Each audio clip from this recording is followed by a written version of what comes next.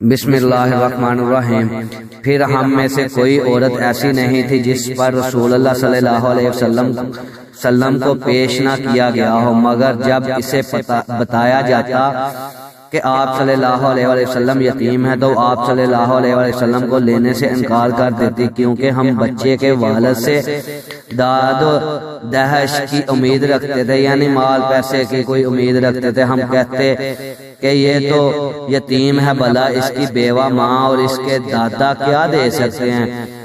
بس یہی وجہ تھی کہ ہم آپ کو لینا نہیں چاہتے تھے۔ ادھر جتنی عورتیں میرے ہمراہ آئی تھی سب کو کوئی نہ کوئی بچہ مل گیا، صرف